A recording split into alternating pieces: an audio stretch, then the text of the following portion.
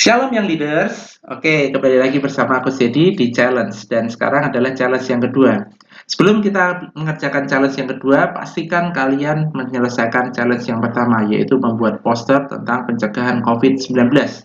Nah, di challenge yang kedua ini kita akan belajar mengenai leadership atau kepemimpinan. Nanti Coach Sedi akan memberikan challenge yaitu Straw Tower Challenge. Nah, kita akan belajar dulu sama-sama apa itu kepemimpinan dan kalian saat ini dipanggil sebagai young leaders atau pemimpin muda. Kalian perlu memahami apa itu pemimpin dan kepemimpinan. Nah, sekarang Coach Sedi yang bertanya, who is a leader? Ya, kalian sekarang jawab, I am a leader. Ya, saya coba, who is a leader? Kalian jawab. Sekali lagi, who is a leader? Iya, kalian adalah pemimpin-pemimpin. Sekarang kita akan belajar, apa sih leadership? Beda ada dengan leader. Kalau leader itu orangnya. Kalau leadership adalah kepemimpinan. Apa itu kepemimpinan? Kepemimpinan adalah kegiatan untuk mempengaruhi orang-orang untuk diarahkan agar mencapai tujuan tertentu. Jadi satu kelompok atau satu organisasi itu perlu satu orang untuk memimpin agar satu kelompok itu mencapai satu tujuan tertentu. Misalkan negara Indonesia perlu satu pemimpin, yaitu Pak Presiden Jokowi. Untuk apa? Untuk memimpin bangsa kita menjadi bangsa yang maju. Ya, perlu orang lain yaitu para menteri dan seluruh masyarakat agar bersama-sama mencapai tujuan bangsa Indonesia. Nah, itu menurut George R. Terry. Nah, kita akan belajar lagi seorang pemimpin yang baik itu seperti apa. Ya, jadi akan menjelaskan satu persatu. Kalian simak dan kalian posisikan bahwa kalian saat ini sebagai pemimpin di satu kelas. Ya, Coach Jadi akan memberikan contoh-contohnya. Nah, pemimpin yang baik pertama adalah selalu memberikan inspirasi dan motivasi. Yaitu kalau kalian di dalam sebagai ketua kelas, ya kalian memberikan motivasi kepada teman-teman untuk selalu belajar. Ya, memberikan inspirasi bagaimana cara belajar yang efektif. Itu. Yang kedua adalah komunikasi yang jelas.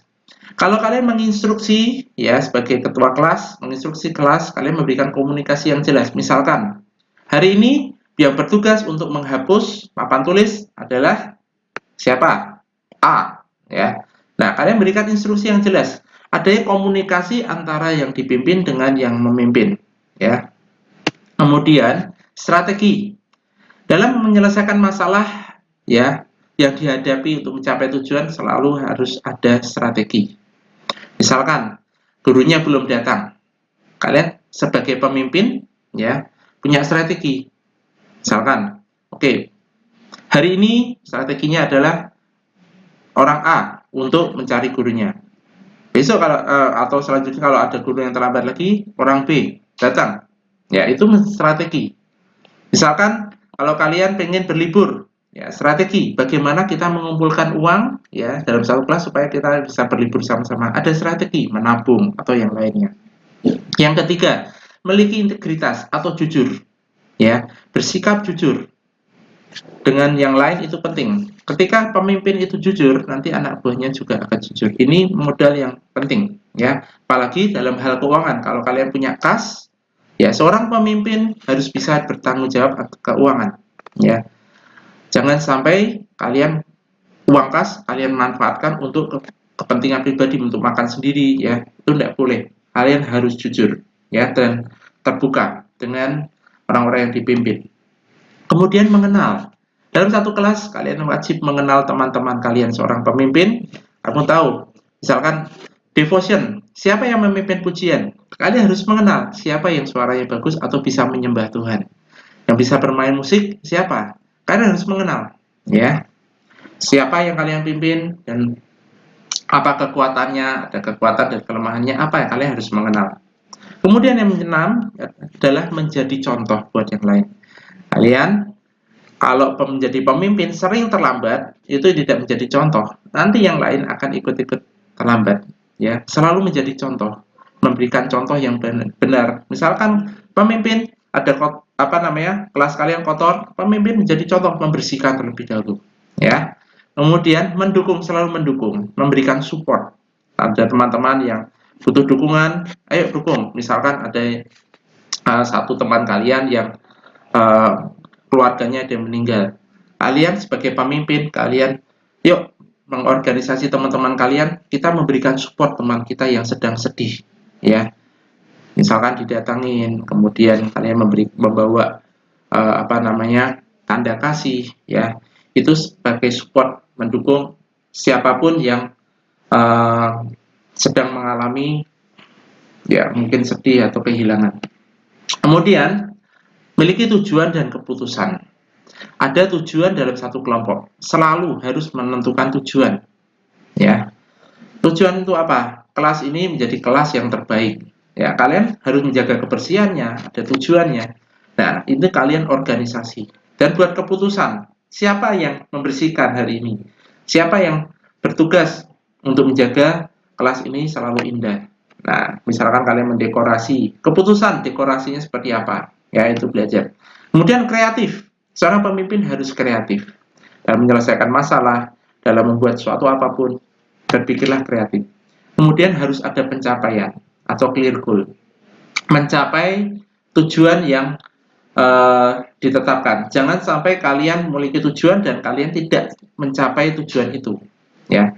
Harus diupayakan, ya, bersama-sama dengan tim, fokus pada tim, teman-teman kalian fokus untuk mencapai tujuan dan menjadi yang terbaik. Itu adalah seorang pemimpin yang baik.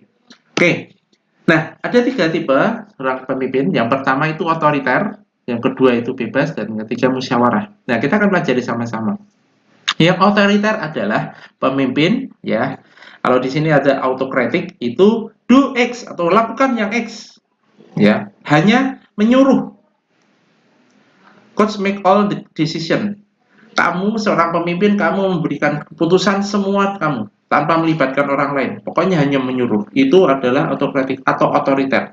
Kalau bebas, ya, menyampaikan ke orang yang dipimpin do X or Y or Y as you see fit. Jadi memberikan kebebasan kepada kelompok untuk menentukan. Nah, ini kurang bagus.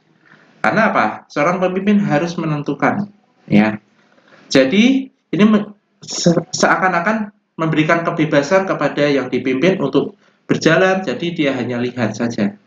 Seorang pemimpin harus memberikan direction, ya, yang jelas. Yang ketiga, ini yang bagus, yaitu demokratik, yaitu selalu berdiskusi, ya, dengan yang dipimpin, which is the best, artinya X or Y, yang mana, yang keputusan yang benar, yang X atau yang Y. Berikan masukan, ya. Sebelum membuat keputusan, bertanya dulu kepada yang lain.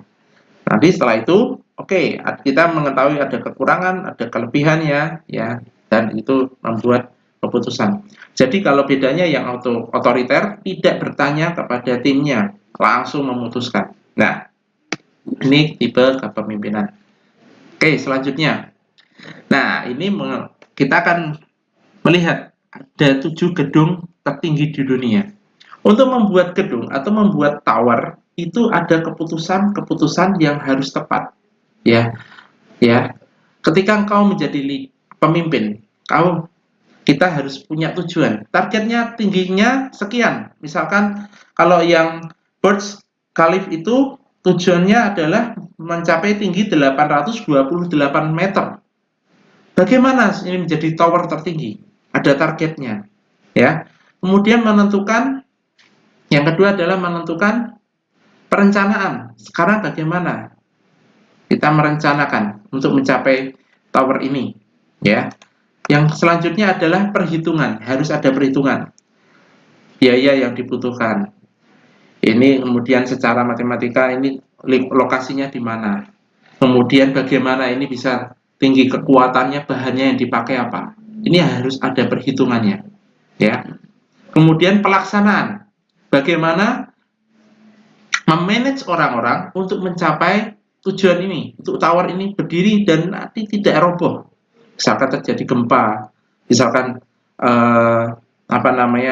ketika dibangun ini tiba-tiba anginnya terlalu deras dan ambruk. Nah, ini harus ada koordinasi yang baik dalam pelaksanaan. Kemudian evaluasi, dilihat ini bangunannya bagaimana, kokoh atau tidak, itu harus dievaluasi. Untuk apa? Untuk bisa membangun gedung-gedung yang lain atau membangun tower. Nah, challenge untuk yang kedua, nah ini kita berlatih ya kalian untuk menjadi pemimpin. Coach jadi memberikan kalian tantangan untuk membuat tower ya dari sedotan. Kalian membentuk satu tim ya, itu adalah dari keluargamu. Di rumah ada ayah atau bunda ya, dan atau saudara kandung, bentuklah satu tim. Ajaklah mereka untuk menjadi timmu dan kamu yang memimpin ya. Untuk membuat apa? Membuat tower dari sedotan. Buat setinggi mungkin tower ini. Ya, ini tantangan buat kalian. Kalian harus berpikir bagaimana membuat tower ya setinggi mungkin. Minimal adalah ketinggiannya adalah 1 meter.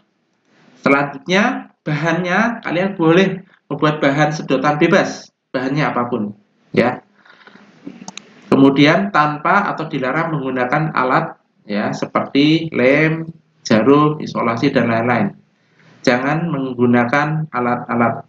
Jadi sedotan itu bisa disambung-sambung untuk mencapai tinggi tertentu ya. Dan bisa kalian usahakan bagaimana mencapai tinggi maksimal.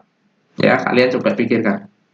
Nah, nanti setelah itu jadi, silakan difoto atau kalian buat satu video ya hasil karyamu bersama tim.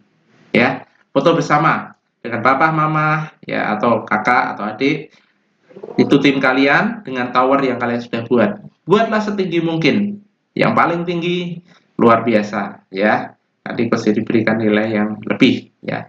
Buatlah pemikiran, buatlah strategi bagaimana kalian membuat tower bersama tim kalian, memimpin tim kalian. Kalian mau menggunakan tipe pemimpin seperti apa? Otoriter atau kalian terserah papa mama ya, itu kan berarti bebas ya, terserah papa mama atau kamu buat, aku hanya melihat, enggak. Atau demokrasi, kalian kerjasama, bagaimana yuk, bagaimana membuat tower ini menjadi tinggi dari sedotan. Oke, nanti hasilnya dikirim ya di Presto bagian challenge yang kedua. Oke, itu saja. Selamat mengerjakan bersama tim, jadilah pemimpin yang luar biasa. Who is a leader? Yeah, yes, I'm a leader. Okay, God bless you.